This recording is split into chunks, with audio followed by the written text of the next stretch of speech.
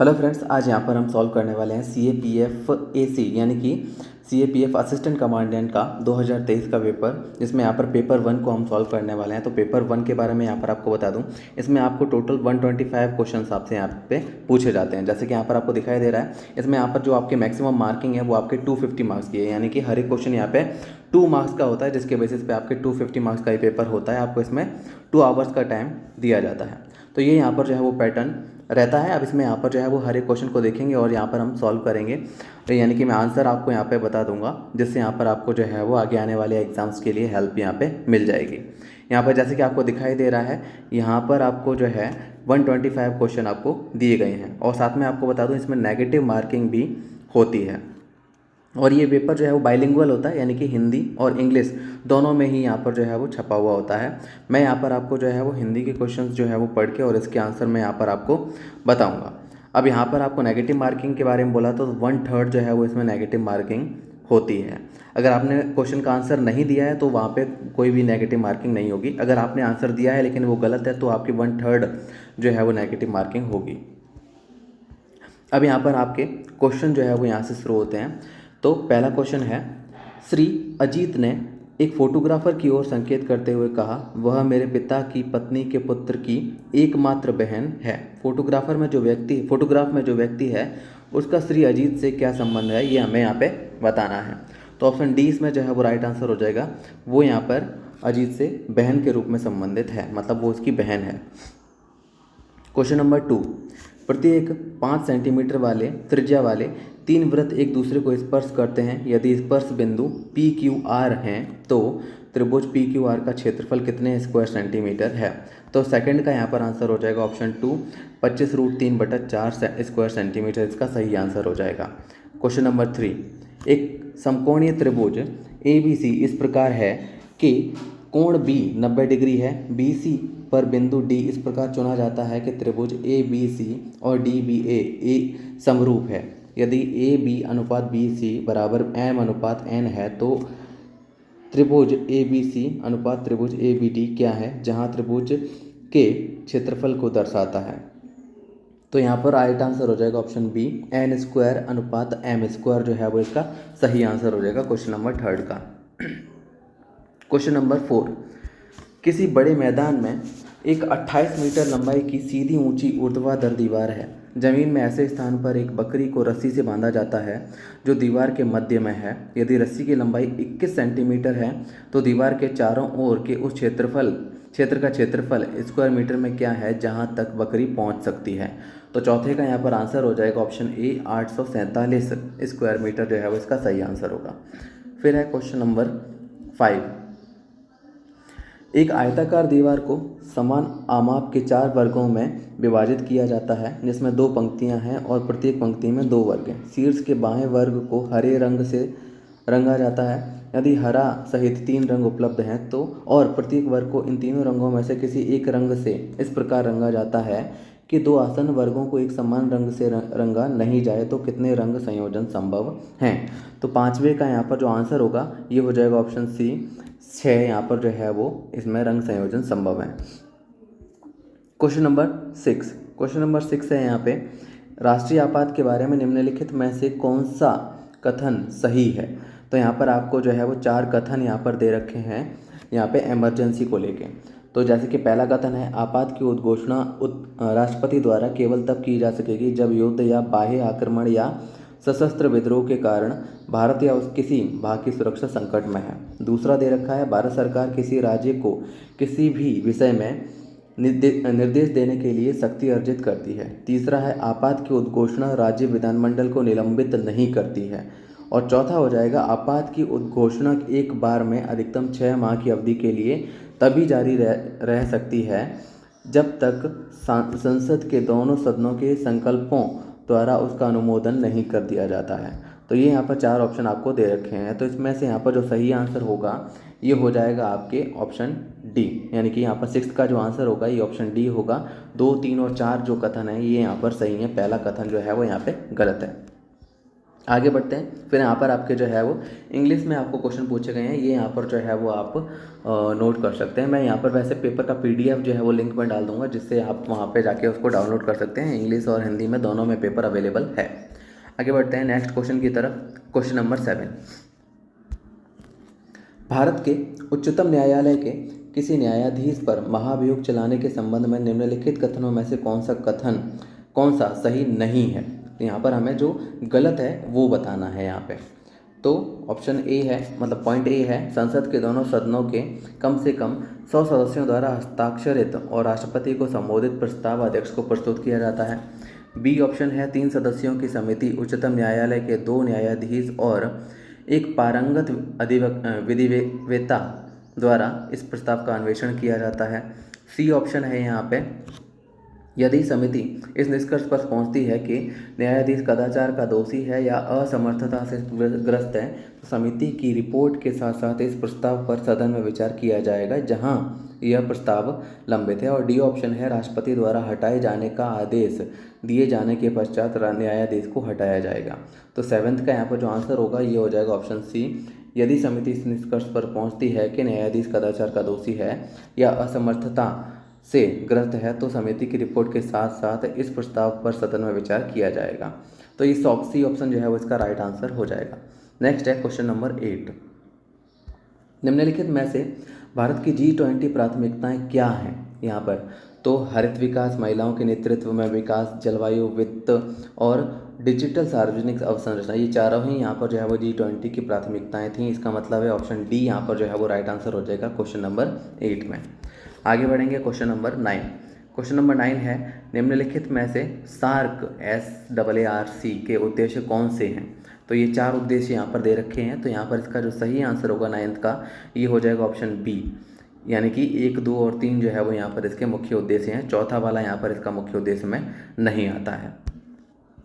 Question number 10, समस्त विलेय खनिज लवणों से रहित शुद्ध विखनिजित जल निम्नलिखित किस विधि से प्राप्त किया जाता है। तो 10th का यहाँ पर जो सही आंसर होगा ये होगा ऑप्शन सी, जल को धनायन विनिमय और ऋणायन विनिमय रेजिन संस्तर से गुजार कर जो है वो यहाँ पे प्राप्त किया जाता है। ये हो जाएगा 10th का आंसर। फिर है क्वेश्चन नंबर 11, निम्नलिखित अपोपचय यानी कि रेडॉक्स अभिक्रिया पर विचार कीजिए। तो ये अभिक्रिया यहाँ पर आपको दे रखी है। निम्नलिखित में से क्रमशः उपचायक और अपचायक के रूप में क्रियाशील स्पीसीज को पहचानें, यानी कि कौन सा यहाँ पर ऑक्सीडाइज्ड हो रहा है और कौन सा यहाँ रिड्यूस हो रहा है, ये यहाँ पर हमें बताना है। तो ऑप्शन ए जो है वो इसका सही आंसर हो जाएगा। कॉपर यहाँ पर जो है वो उपचायक है और कॉपर सल्फाइड जो है वो यहाँ पे अपचायक है। ये यहाँ पर इसका सही आंसर हो जाएगा। आगे बढ़ते हैं। नेक्स्ट आ जाता है यहाँ पर आपके क्वेश्चन नंबर 12। क्वेश्चन नंबर 12 है, सीमेंट के आद्रणन के संबंध में निम्नलिखित में से कौन सा कथन सही नहीं है। तो 12th का जो सही आंसर होगा ये हो जाएगा ऑप्शन बी, कोलाइडी सिद्धांत के अनुसार जलयोजित सिलिकेटों के जेल बनते हैं और जब ये जेल कठोर हो जाते हैं तो आदृढ़ सीमेंट की प्रबलता कम हो जाती है। ये कथन यहाँ पे सही नहीं है। क्वेश्चन नंबर 13, पृथ्वी पर विद्यमान सभी तत्वों में से कौन सा सर्वाधिक प्रचुर मात्रा में पाया जाता है। तो यहाँ पर 13 में सही आंसर हो जाएगा ऑप्शन डी, ऑक्सीजन यहाँ पर जो है वो प्रचुर मात्रा में पाया जाता है। क्वेश्चन नंबर 14, निम्नलिखित में से कौन सी धातु ऑक्सीजन के साथ सीधे अभिक्रिया नहीं करती है। तो इसमें सही आंसर हो जाएगा ऑप्शन बी, यानी कि 14 में, यानी कि सॉरी यहाँ पर सी आंसर जो हो जाएगा, सही आंसर होगा ये इसका। तो प्लैटिनम जो होता है वो यहाँ पर सीधे अभिक्रिया नहीं करता है। तो 14 का सी यहाँ पर सही आंसर होगा। फिर आता है next question, question number 15, Sanchi स्थित सबसे बड़े स्तूप के बारे में निम्नलिखित अवलोकनों पर विचार कीजिए। तो ये यहाँ पर 4 ऑप्शन आपको दे रखे हैं, 6 कथन यहाँ पर दे रखे हैं। इसमें से कौन सा सही है यहाँ पर ये आपको बताना है।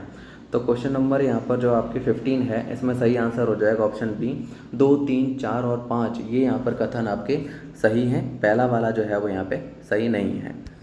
आगे बढ़ेंगे। नेक्स्ट आता है क्वेश्चन नंबर 16, निम्नलिखित में से कौन से युग्म सही सुमेलित हैं, ये हमें यहाँ पर बताना है। तो क्वेश्चन नंबर 16 में यहाँ पर आपको जो है वो ये ऑप्शन दिखाई दे रहे हैं। 6 यहाँ पर जो है वो आपको ऑप्शन दे रखे हैं। इसमें से बताना है कि कौन से यहाँ पर जो है वो सही सुमेलित हैं। तो यहाँ पर 16 में राइट आंसर हो जाएगा ऑप्शन डी, यानी कि 1, 3 और 5 यहाँ पर सही सुमेलित हैं। क्वेश्चन नंबर 17, निम्नलिखित कथनों में से कौन सा सही है? तो 17 में यहाँ पर सही आंसर हो जाएगा ऑप्शन ए, ये यहाँ पर सही है। अशोक के अनेक शिलालेखों के लेखन के लिए प्रयुक्त ब्राह्मी स्थानीय रूप वेदों को दर्शाती है। आगे बढ़ेंगे तो क्वेश्चन नंबर 18 है, अर्थशास्त्र में यथा निर्धारित निम्नलिखित में से कौन सा कार्यकलाप राजा के दैनिक समय सारणी का हिस्सा नहीं था? तो 18 में यहाँ पर राइट आंसर हो जाएगा ऑप्शन बी, गुप्त रूप से नगर का भ्रमण करना जो है वो समय सारणी का हिस्सा नहीं था। फिर है क्वेश्चन नंबर 19, सुकेंद्र की कोशिकाओं में केंद्रक के अतिरिक्त किस अंगक के अपने डीएनए, राइबोसोम और प्रोटीन होते हैं? तो 19 में यहाँ पर राइट आंसर हो जाएगा ऑप्शन बी, माइटोकॉन्ड्रिया के अपने डीएनए, राइबोसोम और प्रोटीन होते हैं। क्वेश्चन नंबर 20, प्रोटीन संश्लेषण के लिए एमिनो अम्लों की पहचान और वहन किसके द्वारा किया जाता है? तो 20 का राइट आंसर हो जाएगा ऑप्शन डी, टीआरएनए के द्वारा किया जाता है। क्वेश्चन नंबर 21, कशेरुकियों में किस अंग की कोशिकाओं में चिकनी अंतर्द्रव्य जालिका की अविषालु यौगिकों के निराविषीकरण में महत्वपूर्ण भूमिका होती है? तो ऑप्शन डी इसका राइट आंसर हो जाएगा, यकृत। क्वेश्चन नंबर 22, किसी एंजाइम उत्प्रेरित अभिक्रिया की दर किस पर निर्भर करती है? तो 22 में यहाँ पर ऑप्शन ए जो है वो इसका सही आंसर होगा, अवस्थर सांद्रण, तापमान और पीएच। फिर आगे बढ़ेंगे क्वेश्चन नंबर 23 की तरफ। क्वेश्चन नंबर 23 है, स्टार्च और ग्लाइकोजन दोनों ग्लूकोज से बने हैं, तथापि तो यहाँ पर जो है वो दोनों ही जब ग्लूकोज से बने हैं तो इसमें से कौन सा जो है वो पॉइंट सही होगा इनके लिए, ये बताना है। तो 23 में इसका सही आंसर होगा ऑप्शन बी, ग्लाइकोजन जो है प्राणी कोशिकाओं में बनता है किंतु स्टार्च पादप कोशिकाओं में बनता है, ये इसका सही आंसर हो जाएगा। फिर है क्वेश्चन नंबर 24, कुछ विषाणु संक्रमणों में विषाणुओं प्लेटलेट्स की संख्या तेजी से घटती है, विषाणु अनिवार्य हैं क्योंकि? तो 24 में सही आंसर हो जाएगा ऑप्शन डी, विषाणुओं की रक्त स्कंदन क्लॉटिंग में भूमिका है, यानी कि यहाँ पर जो क्लॉट्स बनते हैं ब्लड के, उसके लिए यहाँ पर जो है वो प्लेटलेट्स इंपॉर्टेंट होती हैं। ये क्वेश्चन नंबर 24 का आंसर हो जाएगा। नेक्स्ट है क्वेश्चन नंबर 25, दूसरी पंचवर्षीय योजना किस पर केंद्रित थी? तो क्वेश्चन नंबर 25 में सही आंसर होगा ऑप्शन बी, आधारभूत और बाहरी उद्योगों के विकास पर बल देते हुए द्रुत औद्योगिकरण पर निर्भर थी या केंद्रित थी। क्वेश्चन नंबर 26, एक भारतीय व्यापारी ब्रिटिश कार कंपनी में शेयर खरीदता है, यह लेन देन किस में प्रदर्शित होगा? 26 में राइट आंसर हो जाएगा ऑप्शन बी, भुगतान संतुलन में किंतु व्यापार संतुलन में नहीं। क्वेश्चन नंबर 27, निम्नलिखित में से कौन से भारतीय अर्थव्यवस्था के उच्च आवृत्ति सूचक हैं? ये 3 ऑप्शन यहाँ पर 3 पॉइंट यहाँ पर आपको दे रखे हैं, इनमें से कौन कौन से सूचक हैं ये बताना है। तो 27 में यहाँ पर सही आंसर हो जाएगा अपना ऑप्शन डी, 1, 2, 3 यहाँ पर तीनों ही यहाँ पर जो है वो आवृत्ति सूचक यहाँ पे हैं। फिर है क्वेश्चन नंबर 28, मान लीजिए एक भारतीय नागरिक विदेश में निवेश करती है और अपने निवेश में धनात्मक प्रतिलाभ अर्जित करती है, निम्नलिखित में से कौन सा सही है? 28 का जो राइट आंसर होगा ये हो जाएगा ऑप्शन बी, उसकी आय भारत की राष्ट्रीय आय का हिस्सा है किंतु भारत की जीडीपी का हिस्सा नहीं है। नेक्स्ट यहाँ पर आता है आगे क्वेश्चन नंबर 29। क्वेश्चन नंबर 29 है, यदि आरबीआई द्वारा आरक्षित नकदी निधि अनुपात घटाया जाता है तो अर्थव्यवस्था में मुद्रा की आपूर्ति यहाँ पर क्या होगी ये बताना है। तो 29 में राइट आंसर हो जाएगा ऑप्शन सी में वृद्धि होगी, मुद्रा की जो आपूर्ति है उसमें यहाँ पे वृद्धि हो जाएगी। क्वेश्चन नंबर 30 है, अम्लीय वर्षा का मुख्य कारण निम्नलिखित में से कौन सा है?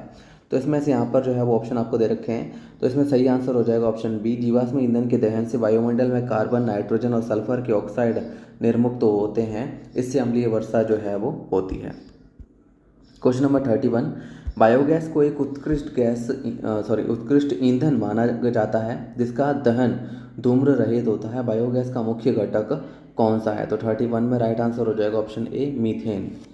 फिर है क्वेश्चन नंबर 32, विगत शताब्दी में वायुमंडलीय ओजोन परत के ह्रास का कारण क्या था? तो 32 में यहाँ पर राइट आंसर हो जाएगा ऑप्शन ए, क्लोरोफ्लोरोकार्बन जो है वो यहाँ पर वायुमंडलीय ओजोन परत के ह्रास का कारण था। क्वेश्चन नंबर 32 का ये आंसर होगा। फिर है क्वेश्चन नंबर 33, किसी निर्बाध रूप से गिरने वाली वस्तु के लिए निम्नलिखित में से कौन सा सही है? तो 33 में यहाँ पर राइट आंसर हो जाएगा ऑप्शन डी, यह एक समान त्वरण से गति करता है।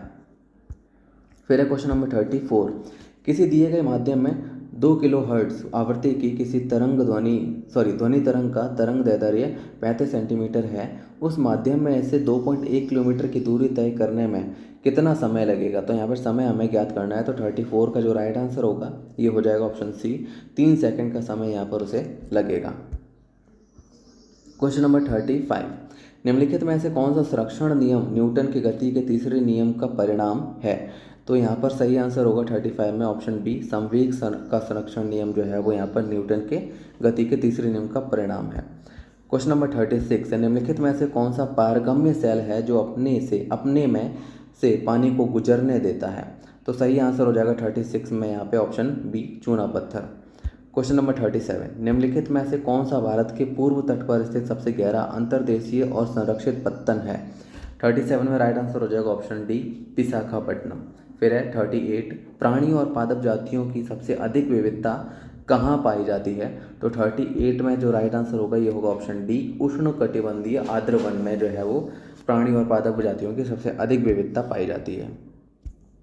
क्वेश्चन नंबर 39, ड्रमलिन के बारे में निम्नलिखित में से कौन सा कथन सही है। तो 39 में राइट आंसर हो जाएगा ऑप्शन ए, यह गोलाश्मी मृत्तिका मैदानों पर हिमनदीय अपूर्ण में संचित धारा रेखी पहाड़ी है। क्वेश्चन नंबर 40, निम्नलिखित में से कौन सा व्यस्ततम समुद्री मार्ग है और विश्व के 2 औद्योगिक रूप से विकसित क्षेत्रों को जोड़ता है। 40 का राइट आंसर हो जाएगा ऑप्शन बी, उत्तरी अटलांटिक समुद्री मार्ग।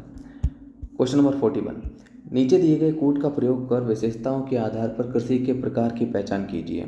तो यहाँ पर जो है वो आपको 3 ऑप्शन दे रखे हैं, 3 पॉइंट दे रखे हैं, इनमें से कौन कौन से यहाँ पर जो है वो प्रकार होंगे वो बताने हैं। तो 41 में यहाँ पर जो राइट आंसर हो जाएगा ये हो जाएगा ऑप्शन सी, निर्वाही कृषि जो है वो यहाँ पे इसका सही आंसर होगा। ये क्वेश्चन नंबर 41 हो गया। उसके बाद है क्वेश्चन नंबर 42, कार बी की तुलना में जो कि 60 किलोमीटर प्रति घंटे की चाल से गति कर रही है, एक निर्धारित दूरी तय करने में 1 घंटा अधिक लेती है। यदि कार ए अपनी चाल दोगुना करती है तो यह इस दूरी को कार बी की तुलना में जो कि 60 किलोमीटर प्रति घंटे की चाल से गति कर रही है 1 घंटा पहले तय कर सकती है। कार ए की मूल चाल किलोमीटर प्रति घंटा में कितनी है ये बताना है। तो 42 में जो आंसर होगा ये हो जाएगा ऑप्शन सी, 45 किलोमीटर प्रति घंटा। नेक्स्ट है क्वेश्चन नंबर 43, मान लीजिए किसी टंकी के तल पर ए बी और सी 3 नल लगे हुए हैं जिनकी निकास क्षमता 1:2:3 है। जब ये तीनों नल खुले होते हैं तो पूरी टंकी को खाली होने में 1 घंटे का समय लगता है। यदि ए और सी खुले हैं किंतु बी बंद है तब पानी की पूरी टंकी को खाली होने में कितने मिनट का समय लगेगा ये यहाँ पर बताना है। तो 43 में जो राइट आंसर होगा ये हो जाएगा ऑप्शन बी, 90 मिनट का समय यहाँ पर लगेगा, ये इसका सही आंसर होगा। क्वेश्चन नंबर 44, मान लीजिए कि पृथ्वी x किलोमीटर त्रिज्या की एक गोलाकार गेंद है जिसकी समतल सतह है ताकि कोई व्यक्ति किसी भी दिशा में यात्रा कर सके। यदि आपने पृथ्वी की सतह पर बिंदु P से पूर्व दिशा में पाई x किलोमीटर दूरी की यात्रा की है तो P पर वापस आने के लिए आपको किस दिशा में यात्रा करनी होगी ताकि यात्रा के लिए अपेक्षित दूरी न्यूनतम हो। तो 44 में जो राइट आंसर हो जाएगा ये होगा ऑप्शन डी, कोई भी निश्चित दिशा, क्योंकि यहाँ पर पहले से ही बोला हुआ है कि इसकी जो सतह है वो समतल है ताकि कोई भी व्यक्ति किसी भी दिशा में यात्रा कर सके। तो ये 44 में जो है वो डी ऑप्शन जो है वो सही आंसर होगा। क्वेश्चन नंबर 45, यदि x और y द्विअंकीय अभाज्य संख्याएं ऐसी हैं कि x के अंकों की अदला बदली कर y प्राप्त किया जाता है और x - y बराबर 36 है तो x y का मान क्या है। तो 45 में यहाँ पर राइट आंसर हो जाएगा ऑप्शन बी, 2701 जो है वो इसका सही आंसर होगा। फिर नेक्स्ट है क्वेश्चन नंबर 46, प्रत्येक 2 सेंटीमीटर भुजा वाले 64 घनों को मिलाकर 8 सेंटीमीटर भुजा वाला एक घन बनाया जाता है। यदि किसी पृष्ठ के विकर्ण की लंबाई में 4 छोटे घनों को बड़े घन के पृष्ठ से निकाल लिया जाता है तो इस घनाकृति वस्तु के पृष्ठीय क्षेत्रफल के बारे में निम्नलिखित में से कौन सा कथन सही है। 46 का यहाँ पर राइट आंसर हो जाएगा ऑप्शन सी, यह बड़े घन के पृष्ठीय क्षेत्रफल से अधिक है। क्वेश्चन नंबर 47, यूरोप में सुरक्षा और सहयोग के लिए संगठन OSCE के बारे में निम्नलिखित में से कौन सा कथन सही है। तो यहाँ पर 4 ऑप्शन जो है वो आपको दे रखे हैं, इनमें से कौन सा जो है कौन से सही है ये आपको बताना है। तो यहाँ पर 47 में जो राइट आंसर होगा ये हो जाएगा यहाँ पे ऑप्शन ए, 1 और 2 यहाँ पर सही हैं, जबकि 3 और 4 यहाँ पे गलत हैं। नेक्स्ट आगे बढ़ते हैं। नेक्स्ट आएगा क्वेश्चन नंबर यहाँ पर 48।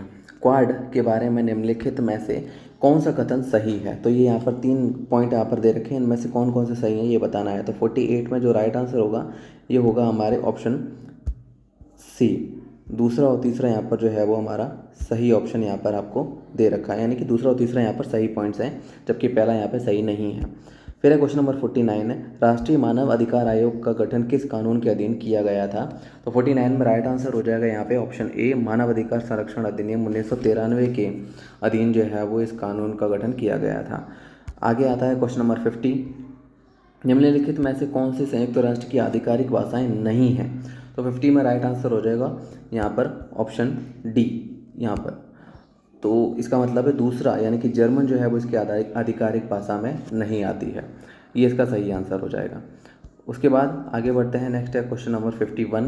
क्वेश्चन नंबर 51 है, अपने क्वथनांकों में पर्याप्त अंतर वाले दो मिश्रणीय द्रवों के मिश्रण को पृथक करने के लिए प्रयोग की जाने वाली विधि कौन सी है? तो यहाँ पर 51 में राइट आंसर हो जाएगा ऑप्शन डी, सरल आसवन जो है वो यहाँ पर ये विधि है। फिर नेक्स्ट है क्वेश्चन नंबर 52, निम्नलिखित कथनों में से कौन सा सही है? तो 52 में यहाँ पर सही आंसर हो जाएगा ऑप्शन ए, एलॉय जो है वो मिश्रण होते हैं, ये यहाँ पर सही है। उसके बाद है 53, ग्रेफाइट, फ्लोरीन, हीरा और ग्रेफीन में सर्वनिष्ठ तत्व कौन सा है? तो 53 में राइट आंसर हो जाएगा ऑप्शन डी, कार्बन जो है वो यहाँ पर सर्वनिष्ठ है, यानी कि इन चारों में ही जो है वो कार्बन कॉमन होता है, मिलता है। क्वेश्चन नंबर 54, तनु सल्फ्यूरिक अम्ल के साथ जिंक की अभिक्रिया से कौन सी गैस उत्पन्न होती है? तो जिंक की जब यहाँ पर सल्फ्यूरिक अम्ल के साथ अभिक्रिया करवाएंगे तो यहाँ पर ऑप्शन सी जो है, यानी कि हाइड्रोजन गैस यहाँ से निकलती है। क्वेश्चन नंबर 55, किसी लवण के जलीय घोल को लवण जल ब्राइन कहा जाता है, वह लवण कौन सा है? तो 55 में यहाँ पर राइट आंसर हो जाएगा ऑप्शन ए, सोडियम क्लोराइड जो है वो यहाँ पे है, जिसको ब्राइन कहा जाता है।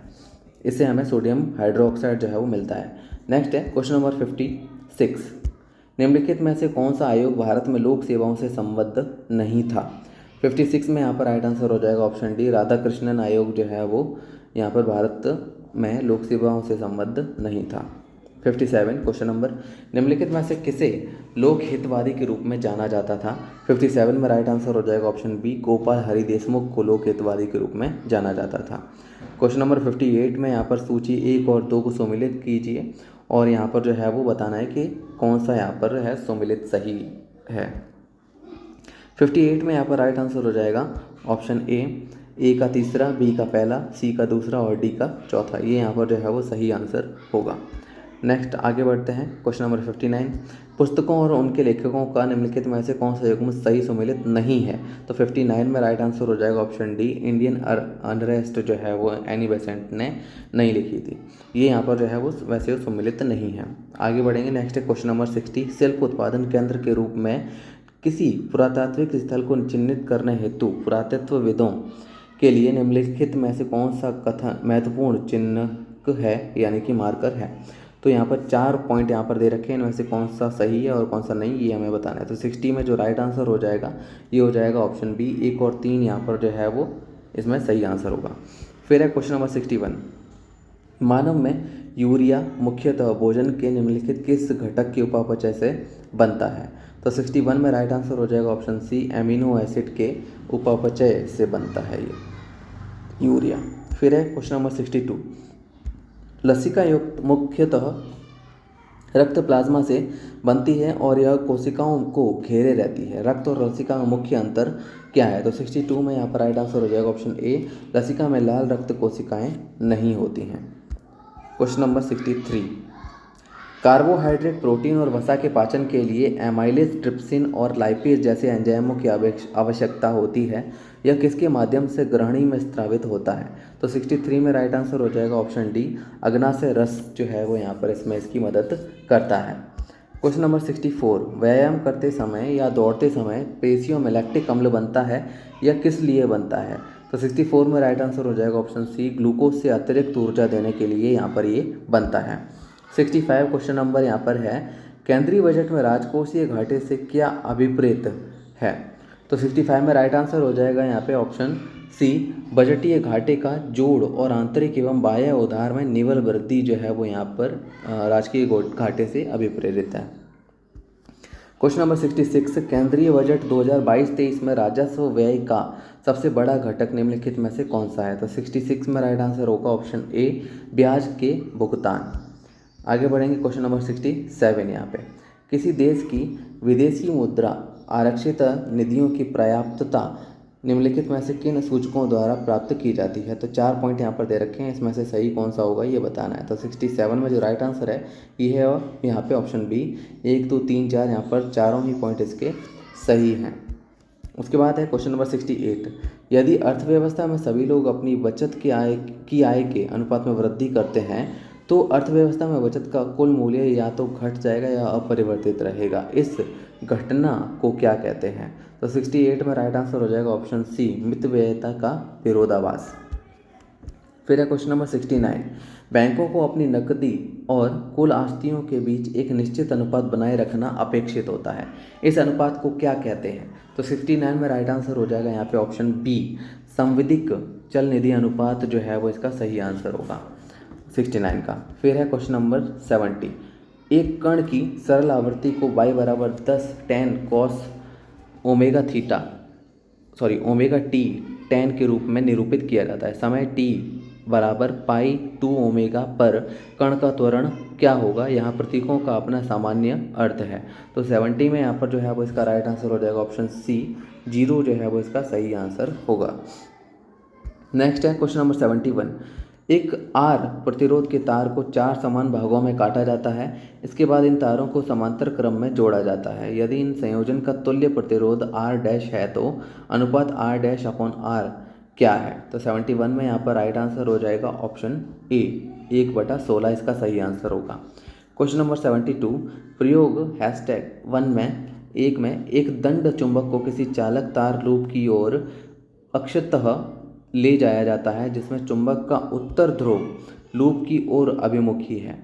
प्रयोग 2 में प्रयोग 1 की जैसी प्रक्रिया को दोहराया जाता है सिवाय यह कि चुंबक का दक्षिण ध्रुव लूप की ओर अभिमुखी है। इस संदर्भ में निम्नलिखित में से कौन सा कथन सही है? तो 72 में यहाँ पर जो राइट आंसर होगा ये होगा ऑप्शन ए, दोनों प्रयोगों में लूप में धारा की दिशा विपरीत स्वरूप की होगी। तो ये 72 का आंसर था। उसके बाद आगे बढ़ते हैं, नेक्स्ट आ जाता है यहाँ पे क्वेश्चन नंबर 73।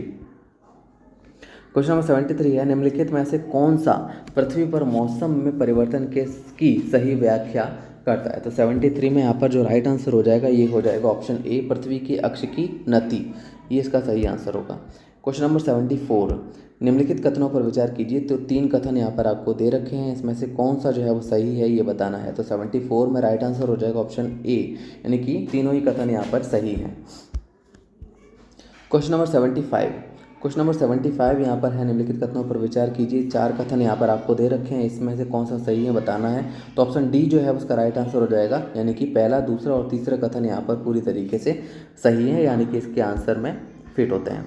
उसके बाद आता है नेक्स्ट क्वेश्चन नंबर 76, सूची 1 को सूची 2 से सुमेलित कीजिए और सूचियों के नीचे दिए गए कूट का प्रयोग कर सही उत्तर चुनिए। तो यहाँ पर 4 जो है वो आपको सूची 1 और सूची 2 में यहाँ पर पॉइंट दे रखे हैं, इसमें से कौन सा किससे मिलेगा ये बताना है।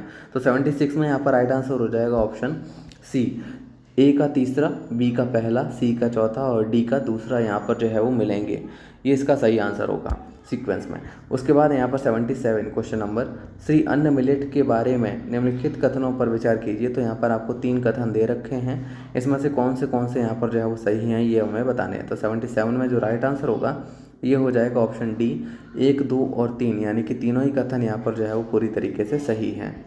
आगे बढ़ेंगे, नेक्स्ट आता है क्वेश्चन नंबर 78 से, मतलब अगले 3 क्वेश्चन है 78, 79 और 80। अगले 3 प्रश्नांश यहाँ पर किसी पुस्तक में स्वरों की विद्यमानता पर हुए सर्वेक्षण पर आधारित हैं, चाहे वे बड़े अक्षर में हैं या छोटे अक्षर में। तो यहाँ पर स्वर है जैसे कि ए ये 20% है, ई 45, आई 15, ओ 8 और यू 20%। इस तरीके से परसेंटेज यहाँ पर दे रखे हैं।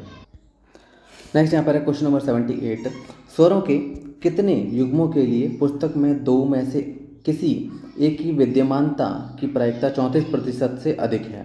तो ऑप्शन ए जो है वो इसका सही आंसर होगा। यहाँ पर 4 युग्मों के लिए, यहाँ पर जो है स्वरों के 4 युग्मों के लिए दो में से किसी एक की विद्यमानता की प्रायिकता 34% से अधिक है। फिर है क्वेश्चन नंबर 79। न्यूनतम बार आने वाले 3 स्वरों में उस अक्षर के आने की प्रतिशतता क्या है जो उनमें अधिकतम बार आता है। तो 79 में जो राइट आंसर हो जाएगा ये होगा हमारा ऑप्शन ए 42/6/7%। फिर है क्वेश्चन नंबर 80। यदि ओ और यू सटीक रूप से 50 मतलब 5040 बार आते हैं, चाहे बड़े या छोटे अक्षर में प्रयुक्त हुए हों, तो पुस्तक में बड़े या छोटे अक्षर में अक्षर ई कितनी बार आता है। तो 80 का राइट आंसर हो जाएगा ऑप्शन डी 11,340 बार जो है वो ई यहाँ पर जो है आएगा। नेक्स्ट है क्वेश्चन नंबर 81। मान लीजिए ए बी और सी तीन भिन्न धनपूर्ण संख्याएं ऐसे हैं कि a+b+c बराबर abc है। निम्नलिखित कथनों पर विचार कीजिए। जैसे कि पहला है यहाँ पर और दूसरा है, इन दोनों पर हमें इनको दोनों को पढ़ना है। इसमें से यहाँ पर बताना है कि कौन सा सही है। तो 81 का राइट आंसर हो जाएगा ऑप्शन सी। यहाँ पर 1 और 2 दोनों ही यहाँ पर सही हैं। Question number 82। ऐसी कितनी 3 अंकीय संख्याएं संभव हैं ऐसे के मूल संख्या और अंकों के उत्क्रमण से प्राप्त संख्या का अंतर 396 है, किसी अंक की पुनरावृत्ति नहीं की जाती है। तो 82 में राइट आंसर हो जाएगा ऑप्शन डी 40 जो है वो यहाँ पर इसका सही आंसर हो जाएगा। Question number 83। निम्नलिखित में से कौन सा कथन सही है। तो पहला यहाँ पर कथन और दूसरा कथन यहाँ पर आपको दे रखा है, मतलब 2 कथन यहाँ पर आपको दे रखे हैं, इसमें से कौन से सही हैं ये बताना है। तो यहाँ पर केवल दूसरा जो कथन है यानी कि ऑप्शन बी जो है वो उसका राइट आंसर हो जाएगा। अधिकांश विकसित देशों में उच्च आयु वर्गों की जनसंख्या में वृद्धि हुई है, यानी कि दूसरा कथन यहाँ पे सही है। तो 83 में बी ऑप्शन जो है वो इसका सही आंसर होगा। आगे बढ़ते हैं क्वेश्चन नंबर 84। जलवायु सशक्तिकरण के लिए कार्रवाई ACE के बारे में निम्नलिखित में से कौन सा कथन सही है। तो 2 कथन यहाँ पर आपको दे रखे हैं। तो 84 में सही और जो आंसर होगा ये हो जाएगा ऑप्शन सी। पहला और दूसरा दोनों ही कथन यहाँ पर सही है। 85 है question number climate neutral now पहल क्या है। एक करंट अफेयर के क्वेश्चन जो है वो यहाँ पर, इसके आंसर भी वैसे मैं आपको बता दूंगा। तो पहला और दूसरा मतलब 2 कथन यहाँ पर आपको दे रखे हैं, दोनों में से कौन सा कथन सही है ये बताना है। तो 85 में जो राइट आंसर होगा ये होगा ऑप्शन बी, यानी कि केवल दूसरा कथन यहाँ पर जो है वो पूरी तरीके से सही है। इसने अपना उद्देश्य पेरिस समझौते से ग्रहण किया है। Question number 86। कवच 2023 के बारे में निम्नलिखित में से कौन सा कथन सही है। 2 कथन यहाँ पर दे रखे हैं। तो 86 में जो राइट आंसर होगा ये हो जाएगा ऑप्शन बी, यानी कि केवल दूसरा कथन इसमें सही है। फिर है क्वेश्चन नंबर 87। नवपाषाण काल के संदर्भ में निम्नलिखित में से कौन सा कथन सही नहीं है। यहाँ पर क्वेश्चन को आपको ध्यान से पढ़ना है। कई बार यहाँ पर ये पूछ रहा है कि सही है और कौन सा, कई बार ये पूछ रहा है कि सही नहीं है, तो इसमें कन्फ्यूजन हो जाता है और यहाँ पर स्टूडेंट वो क्वेश्चन कर देते हैं, मतलब उस हिसाब से कर देते हैं कि सही है, उसके हिसाब से आंसर को टिक कर देते हैं। खैर 87 में यहाँ पर पूछा है कि कथन सही नहीं है, इनमें से ये बताना है। तो 87 में राइट आंसर हो जाएगा ऑप्शन सी। ये अभिलाक्षणिक विशेषताएं उपमहाद्वीप के विभिन्न भागों में लगभग एक ही समय में दिखाई देती हैं, ये कथन जो है वो यहाँ पे सही नहीं है। Question number 88। निम्नलिखित में से कौन सा एक मृत भांड प्रतिरूप नहीं है। तो 88 में राइट आंसर हो जाएगा ऑप्शन बी CCE जो है वो यहाँ पे इसका आंसर होगा। फिर है क्वेश्चन नंबर 89। अशोक के शिलालेखों में निम्नलिखित राजनीतिक केंद्रों में से किसका उल्लेख मिलता है। तो 89 में राइट आंसर हो जाएगा ऑप्शन सी सुवर्णगिरी का उल्लेख मिलता है। Question number 90। प्राचीन भारतीय सिक्कों के संदर्भ में निम्नलिखित कथनों में से कौन सा कथन सही नहीं है। 90 में यहाँ पर राइट आंसर हो जाएगा ऑप्शन सी कुषाण सोने के सिक्कों का बहार समकालीन रोमन सम्राटों द्वारा जारी सिक्कों से अलग था, ये यहाँ पर जो है वो सही नहीं है। फिर आगे बढ़ते हैं क्वेश्चन नंबर 91। वैदिक यज्ञों की प्रथा के बारे में निम्नलिखित कथनों पर विचार कीजिए। तो 2 कथन यहाँ पर आपको दे रखे हैं। तो 91 में राइट आंसर हो जाएगा ऑप्शन ए, केवल पहला जो कथन है इसमें से यहाँ पर सही है। उसके बाद है क्वेश्चन नंबर 92। सेंट पीटर्सबर्ग से व्लादिवोस्तोक एक ट्रांस साइबेरियन रेलमार्ग कहाँ से होकर नहीं गुजरता है। तो 92 में राइट आंसर हो जाएगा यहाँ पे ऑप्शन बी काकेशस पर्वत जो है वो यहाँ पर इसका सही आंसर होगा। फिर है क्वेश्चन नंबर 93। बरखान के बारे में निम्नलिखित कथनों पर विचार कीजिए। तो 3 कथन यहाँ पर आपको दे रखे हैं, इसमें यहाँ पर सही आंसर होगा ऑप्शन सी, यानी कि पहला और तीसरा कथन यहाँ पर सही है। फिर है क्वेश्चन नंबर 94। निम्नलिखित कथनों पर विचार कीजिए। 3 कथन यहाँ पर आपको दे रखे हैं। 94 में जो राइट आंसर होगा ये होगा ऑप्शन सी, यानी कि पहला और तीसरा कथन यहाँ पर इसके लिए सही आंसर है। फिर है क्वेश्चन नंबर 95। सूची 1 और 2 को सम्मिलित करना है यहाँ पर। तो इसमें यहाँ पर जो सही आंसर होगा मतलब 95 में यहाँ पर जो सही आंसर होगा ये हो जाएगा ऑप्शन डी, यानी कि ए का दूसरा, बी का तीसरा, सी का चौथा और डी का पहला यहाँ पर जो है वो सुमेलित रूप होगा। उसके बाद है question number 96, people's union for civil liberties बनाम भारत संघ 2004 मामले में उच्चतम न्यायालय का निर्णय निम्नलिखित में से किससे संबंधित है? तो 96 में राइट आंसर हो जाएगा ऑप्शन सी, सूचना का अधिकार जो है वो यहाँ पर ये जो है वो संबंधित है। आगे बढ़ते हैं क्वेश्चन नंबर 97, निम्नलिखित में से कौन सा बंदी प्रत्यक्षीकरण से संबंधित है? तो 97 में राइट आंसर हो जाएगा ऑप्शन बी, अपर जिला मजिस्ट्रेट जबलपुर बनाम शिवकांत शुक्ला 1976, ये जो है वो बंदी प्रत्यक्षीकरण से संबंधित है। केस जो है वो मतलब ये संबंधित है इससे। 98 में यहाँ पर क्वेश्चन है, भारत के संविधान के अनुच्छेद 226 के अधीन उच्च न्यायालयों की शक्तियों के संबंध में निम्नलिखित में से कौन सा कथन सही नहीं है? तो 98 में राइट आंसर हो जाएगा ऑप्शन सी, यह शक्ति अनुच्छेद 32(2) के अधीन उच्चतम न्यायालय को प्रदत्त शक्ति को अल्पीकृत कर सकती है। ये कथन यहाँ पर सही नहीं है। क्वेश्चन नंबर 99, निम्नलिखित में से कौन सा सही नहीं है? तो 99 में यहाँ पर जो है वो आंसर होगा ऑप्शन सी, अंतर्राज्यीय व्यापार और वाणिज्य राज्य सूची के अधीन एक विषय है। ये यहाँ पर जो है वो सही नहीं है इसमें। Question number 100, Basel convention, Rotterdam convention और स्टॉकहोम कन्वेंशन निम्नलिखित में से किससे संबंधित है? तो इसमें राइट आंसर हो जाएगा ऑप्शन बी, प्रदूषकों का प्रबंधन, ये यहाँ पर जो है वो इससे संबंधित है। फिर आता है नेक्स्ट क्वेश्चन नंबर 101, माता का पूर्ण स्नेह कार्यक्रम के बारे में निम्नलिखित में से कौन सा कथन सही नहीं है? तो 4 कथन यहाँ पर आपको दे रखे हैं। तो 101 में जो राइट आंसर होगा ये हो जाएगा हमारे ऑप्शन सी, पहला, दूसरा और चौथा कथन यहाँ पर जो है वो इसमें जो है सही नहीं है। फिर है क्वेश्चन नंबर 102, सूचना का अधिकार अधिनियम 2005 के बारे में निम्नलिखित में से कौन सा कथन सही है? तो 3 कथन यहाँ पर दे रखे हैं। तो 102 में राइट आंसर हो जाएगा ऑप्शन बी, केवल दूसरा जो कथन है यहाँ पर सही है। फिर नेक्स्ट है क्वेश्चन नंबर 103, निम्नलिखित में से पहला सामयिक अध्यक्ष कौन था जो सर्वसम्मति से लोकसभा का अध्यक्ष निर्वाचित हुआ? तो 103 में राइट आंसर हो जाएगा ऑप्शन सी, सोमनाथ चटर्जी जो है वो यहाँ पर इसका सही आंसर होगा। फिर नेक्स्ट आता है क्वेश्चन नंबर 104, 104, जैन धर्म के संदर्भ में निम्नलिखित कथनों पर विचार कीजिए। तो 2 कथन यहाँ पर आपको दे रखे हैं और बताना है कि कौन सा यहाँ पे सही है। 104 में राइट आंसर हो जाएगा ऑप्शन ए, यानी कि केवल पहला कथन यहाँ पर सही है। फिर है क्वेश्चन नंबर 105, दक्षिण भारत में वस्त्रों के संदर्भ में निम्नलिखित युग्मों पर विचार कीजिए। मतलब यहाँ पर हमें ये बताना है कि कौन सा युग्म इसमें सही सुमेलित है। तो 105 में यहाँ पर राइट आंसर हो जाएगा ऑप्शन बी, यानी कि पहला और दूसरा यहाँ पर जो है वो सही से सुमेलित हैं। उसके बाद है क्वेश्चन नंबर 106, निम्नलिखित में से कौन सा पशु सारनाथ में सिंह शीर्ष के गोल ड्रम अंडफलक पर उत्कीर्ण 4 अभिजात पशुओं की श्रेणी में शामिल नहीं है? तो 106 में राइट आंसर हो जाएगा ऑप्शन ए, मृग जो है वो यहाँ पर इसमें इस श्रेणी में शामिल नहीं है। क्वेश्चन नंबर 107, गुप्त काल की पूर्ववर्ती अवधि का शासक विंध्य शक्ति निम्नलिखित किस राजवंश से संबद्ध है? 107 में राइट आंसर हो जाएगा ऑप्शन ए, वाकाटक जो है वो इसका सही आंसर होगा।